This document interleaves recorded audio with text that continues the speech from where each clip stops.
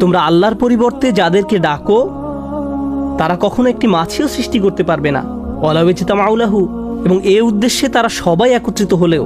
এই কথা শোনার পর আপনি হয়তো ভাবতে পারেন তারা মাছি সৃষ্টি করতে পারবে না, মানে কি? এই কথা বলার উদ্দেশ্য কি? আর মাছি তো খুব চমৎকার কোনো প্রজাতিও নয়, বরং মাছি হলো মানুষের অভিজ্ঞতায় অন্যতম বিরক্তিকর একটা জীব। তাদের দেখলেই আপনি তাড়িয়ে দিতে চান। সাধারণত নোংরা দুর্গন্ধময় জায়গায় তাদের দেখা যায়। আর ভালো খাবারের উপর যদি মাছি বসে, আমরা মনে করি তারা খাবার নষ্ট করে ফেলেছে, তাই আমরা তাদের তাড়িয়ে দেই। আল্লাহ বলছেন তারা কখনো একটি মাছিও সৃষ্টি করতে পারবে না। ওয়া ইন ইয়াসলুবহুমুয যুবাবা শাইআ লা ইস্তানকিযুহু মিনহু, আর যদি মাছি তাদের কাছ থেকে কিছু ছিনিয়ে নেয় তারা তার থেকে সেটা উদ্ধারও করতে পারে না। মনে করুন আপনি কোনো খাবার খাচ্ছেন, এমন সময় একটা মাছি এসে আপনার খাবারের উপর 1 সেকেন্ডের জন্য বসলো। আপনি তখন হাত নেড়ে মাছিটিকে তাড়িয়ে দিলেন। আল্লাহ বলছেন যদি কোনো মাছি এসে তাদের খাদ্যের উপর বসে এবং তাদের কাছ থেকে খাদ্যের কিছু অংশ ছিনিয়ে নিয়ে যায়, গোটা মানব জাতি একত্রিত হলেও তার থেকে তা উদ্ধার করতে পারবে না। এই কথাই তিনি বলছেন, লা ইস্তানকিযু মিনহু, তারা এটা পুনরুদ্ধার করতে পারবে না। এখন মানুষের ক্ষেত্রে কিছু মানুষ শক্তিশালী আর কিছু মানুষ দুর্বল, কিছু মানুষ গরিব আবার কিছু মানুষ ধনী। অনেক মানুষের কোনো প্রভাব প্রতিপত্তি নেই, তাদের হয়তো থাকার একটা ঘরও নেই। আবার এমনও অনেক মানুষ আছে যারা পরমাণু বোমা নিক্ষেপ করার ক্ষমতা রাখে, যারা পৃথিবীর সবচেয়ে শক্তিশালী সেনাবাহিনী নিয়ন্ত্রণ করে ইতিহাসে এবং আজকের দিনেও। এখন ফেরাউনের মতো রাজা যদি নিজ প্রাসাদে বার্গার খেতে বসে আর এমন সময় একটা মাছি এসে তার খাবারের উপর বসে, তাকে অসম্মান করে, ভাবতে পারেন রাজা খেতে বসলো আর কেউ একজন এসে বলল এই খাবারটা আমার খুব পছন্দের, আমি এই কেচাপটা খাবো, লোকটা মারা পড়বে। এখন মাছি এসে যদি তার খাবার খাওয়া শুরু করে আর ফেরাউন রাগান্বিত হয়ে বলে কত বড় সাহস, আমি আমার খাবারের থেকে ফেরত চাই, এমনকি যদি তারা মাছিটি ধরেও ফেলে, কি করতে পারবে? খাদ্য পুনরুদ্ধার করতে পারবে না। এই অসাধারণ উপমাটির মাধ্যমে আল্লাহ সুবহানাহু ওয়া তাআলা আগেরকার দিনে যারা মূর্তি পূজা করত তাদের নিকট একটা ব্যাপার পরিষ্কারভাবে তুলে ধরলেন। এমন মূর্তি পূজকদের অনেকেই তাদের মূর্তির সামনে খাবার পেশ করত। তারা দুধ, মধু, চকলেট, আইসক্রিম, আমি জানি না, যাই আনুক না কেন, মূর্তির সামনে এই খাবারগুলো পেশ করত। আর এই মন্দিরগুলো সাধারণত উন্মুক্ত থাকে। এখন মূর্তির সামনে যদি এমনভাবে খাবারগুলো উন্মুক্ত থাকে, কে আসবে এগুলো খেতে? মাছি আসবে। একটা মাছি গিয়ে তাদের বিশাল মূর্তির নাকের ডগায় গিয়ে বসে, এই যে তোমার খাবার, এখন আমি খাবো, মাইন্ড করবে না তো? তারপর একটি খাবারের উপর বসে এক টুকরা খাবার নিয়ে উড়ে চলে যায়। আর তাদের দেবতার কোনো ক্ষমতাই নেই এই খাবার প্রতিরক্ষা করার। এখন তাদের এই পবিত্র খাবার, যাতে তারা বিভিন্ন তন্ত্রমন্ত্র পরে ফু দেয়, প্রার্থনা করে ইত্যাদি। এখন আপনি সেখানে গিয়ে যদি বলেন আরে এটা তো আমার সবচেয়ে প্রিয় চকলেট, তারপর একটা নিয়ে নিলেন, তখন তারা কি করবে? আপনার হাত থেকে কেড়ে নিবে, আর খেয়ে ফেললে হয়তো আপনাকে মারতে আসবে, কারণ তাদের মতে আপনি এটাকে অপবিত্র করে ফেলেছেন। অথচ তাদের ধর্ম প্রতি মুহূর্তে অপমানিত হচ্ছে কার দ্বারা? আল্লাহ বলছেন এই মাছি তোমাদেরকে শেখাচ্ছে এই দেবতাগুলো শক্তিহীন, মাছি তোমাদেরকে এটি শিক্ষা দিচ্ছে। তো আল্লাহ বলছেন আমি তোমাদেরকে ছোট একটি উদাহরণ দিচ্ছি, আল্লাহ ছাড়া তোমরা যাদেরকে ডাকো, প্রথমত তারা এমনকি একটি মাছিও সৃষ্টি করতে পারবে না। আর যদি মাছি তাদের খাবারের কিছু অংশ কেড়ে নিয়ে যায়, কিভাবে তারা এই খাবার উদ্ধার করবে? মজার ব্যাপার হলো, আমি এই আয়াতটার কারণে মাছি সম্পর্কে আগ্রহী হয়ে উঠেছিলাম। কিভাবে মাছি খাবার খায় আমি সেটা জানতাম না। কোনো মাছি যখন খাবারের উপর বসে, সে তখন মুখ থেকে লালা ছাড়ে, তারপর সেই লালা দিয়ে একটা ব্যাগ তৈরি করে, খাবার এই ব্যাগের ভিতরে যায়, তারপর সেই ব্যাগ নিয়ে পালিয়ে যায়। আর এই ব্যাগটা হলো অ্যাসিডের তৈরি। খাবার ব্যাগের মধ্যে প্রবেশ করার সাথে সাথে কেমিক্যাল রিঅ্যাকশন শুরু হয় এবং খাবারটি চিরকালের জন্য পরিবর্তিত হয়ে যায়। তাই কথার কথা, যদি আপনি আয়াতটিকে ভুল প্রমাণ করার জন্য কোনো টেকনোলজি আবিষ্কার করেন, কোনোভাবে মাছিটাকে ধরে ফেললেন, তারপর পেট্রি ডিশের উপর রেখে এই খাবার উদ্ধারের দায়িত্ব দিলেন বিজ্ঞানীদেরকে, কোনো লাভ হবে না। কারণ মাছিটি খাবার স্পর্শ করার সাথে সাথে এটা হারিয়ে গেছে। লা ইস্তানকিযুহু মিনহু, তারা এটা পুনরুদ্ধার করতে পারবে না। এখন আসছে আয়াতের শিক্ষা। আল্লাহ সর্বশক্তিমান, এই ব্যাপারটি নিয়ে আজকে আমি আপনাদের সাথে আলোচনা করতে চেয়েছি। এই উপমার সাথে আল্লাহ সর্বশক্তিমান হওয়ার কি সম্পর্ক আছে? আল্লাহ এখানে একটা মূলনীতি সেট করে দিচ্ছেন। আপনি যদি এই মূলনীতিটি বুঝতে পারেন, তাহলে আল্লাহর এই নামটির তারিফ করতে পারবেন। উপমাটি দেওয়ার পর আল্লাহ আযজা ওয়া জাল্লা বলেন, দুআফাত তালিব ওয়াল মাতলুব। এটি আল কোরআনের একটা অন্যতম শক্তিশালী স্টেটমেন্ট। আমরা জানি পৃথিবীর প্রায় সব ভাষাতেই জ্ঞানগর্ভ কিছু প্রবাদ আছে।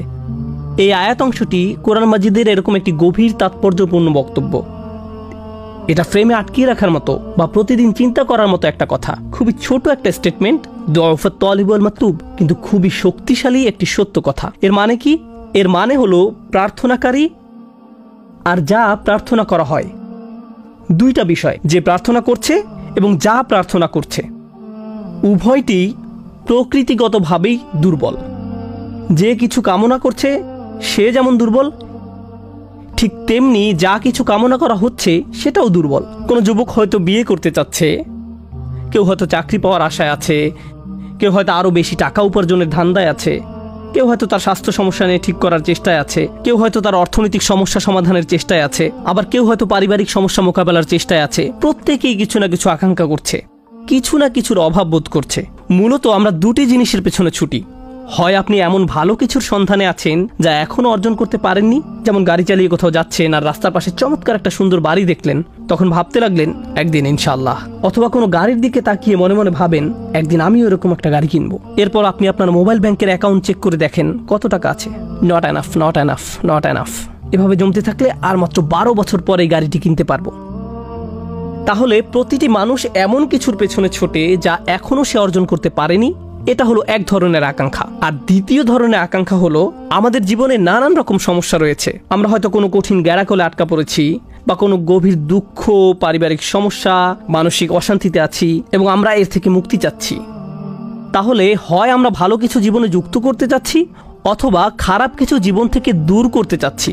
সংক্ষেপে বলতে গেলে মানব জীবনের সকল চেষ্টা মূলত দুটো বিষয়কে কেন্দ্র করেই। এখন আল্লাহ বলছেন, যেহেতু তোমরা সব সময় কিছু না কিছু পাওয়ার ইচ্ছে করছো, তাই তোমরা দুর্বল। তোমরা দুর্বল। তুমি অর্থ চাও, তুমি দুর্বল। তুমি শান্তি চাও, তুমি দুর্বল। তুমি স্থিরতা চাও, তুমি দুর্বল। তুমি নিরাপত্তা চাও, তুমি দুর্বল। তুমি সুখ চাও, তুমি দুর্বল। তুমি সামাজিক পদমর্যাদা চাও, তুমি দুর্বল। তুমি ডিগ্রি চাও, তুমি দুর্বল। তুমি বিয়ে করতে চাও, তুমি দুর্বল। তুমি সন্তান চাও, তুমি দুর্বল। তুমি তোমার সন্তানকে বিয়ে করাতে চাও, তুমি দুর্বল। তুমি যে এই সমস্ত কিছুর আকাঙ্ক্ষা করছো, তা তোমাকে কি বানাচ্ছে? দুর্বল।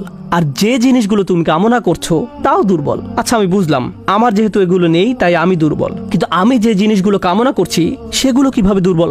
আচ্ছা, আপনাদেরকে একটা উদাহরণ দিচ্ছি। অনেক আগে আমি একবার অ্যাবনর্মাল সাইকোলজির একটা ক্লাসে উপস্থিত ছিলাম। তো আমাদের প্রফেসর এক যুবকের উদাহরণ দিলেন।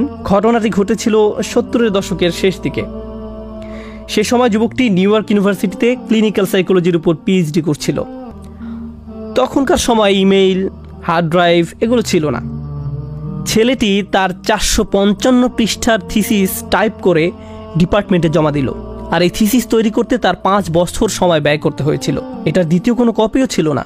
সে অরিজিনাল কপি ডিপার্টমেন্টে জমা দিল, কিন্তু ডিপার্টমেন্ট তার থিসিসটি হারিয়ে ফেলল।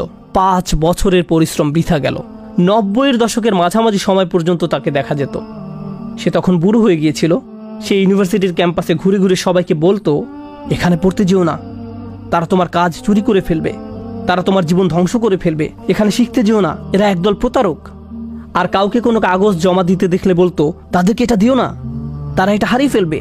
তাকে কয়েক সপ্তাহ পর পর মানসিক হাসপাতালে নিয়ে যাওয়া হতো। তারপর ছেড়ে দিলে সে আবার ইউনিভার্সিটির ক্যাম্পাসে ফিরে আসতো। আমরা যখন ক্লাসে এটা নিয়ে আলোচনা করছিলাম, আমি ভাবলাম, সুবহানাল্লাহ, দাউফাত তালিব ওয়াল মাতলুব। সে বছরগুলোতে এই মানুষটির মাথায় সবচেয়ে বড় জিনিস কি ছিল? তার ডিগ্রি। আমি এর জন্যই কাজ করছি, এটাই আমার সব। আমি যখন ডিগ্রি পাবো আমি সফল হব, আমার নামের সাথে এই লেবেল লাগানো হবে, অবশেষে আমি আমার পরিশ্রমের ফল পেতে যাচ্ছি। এত বছরের কঠিন পরিশ্রম এখন এসে অর্থপূর্ণ হবে। সে এই একটি জিনিসের প্রতি খুবই দুর্বল ছিল। অন্য কোনো কিছুর কোনো দাম নেই। আর যখন এই জিনিসটি হারিয়ে গেল, কারণ যে জিনিসটির তুমি আকাঙ্ক্ষা করছো সেটি শক্তিশালী কোনো জিনিস নয়, এটি হারিয়ে গেছে। আর যখন এটি হারিয়ে গেল, তুমি ভেঙে পড়লে। তাই আল্লাহ আমাদের একটি ব্যাপার শিক্ষা দিচ্ছেন, আমরা যেসব জিনিসের পেছনে ছুটে বেড়াই সেগুলো আসলে দুর্বল। আমরা ভাবি এগুলো কোনোভাবে আমাদের শক্তিশালী করে তুলবে, আমাদের এক ধরনের স্বীকৃতি দেবে, বা আমাদেরকে আরও বেশি নিরাপদ করে তুলবে। আমরা যদি আরও টাকা কামাতে পারি তাহলে আরও বেশি সুখী হব। যদি এই সমস্যাটা কেটে যায় তাহলে সব কিছু নিখুঁত হয়ে যাবে। ইস, আমার যদি একটা বাড়ি থাকতো। আমরা বহুদিন ধরে এই অ্যাপার্টমেন্টে বাস করছি, প্রতি মাসে কত টাকা ভাড়া দিচ্ছি। তারপর যখন আপনি একটা বাড়ির মালিক হন, প্রপার্টি ট্যাক্স, বাথরুমের প্লাম্বিং কাজ করে না, রান্নাঘরে সমস্যা, ফাউন্ডেশন কাঁপছে, দেয়ালে ফাটল দেখা দিয়েছে, শ্যাওলা জমেছে, প্রতিবেশীরা পাগল বানিয়ে দিচ্ছে, জানালা ভেঙে গেছে, এভাবে হাজারো রকম সমস্যা এসে জড়ো হয়। ভেবেছিলেন নিজের বাড়িতে উঠলে সব সমস্যার সমাধান হয়ে যাবে।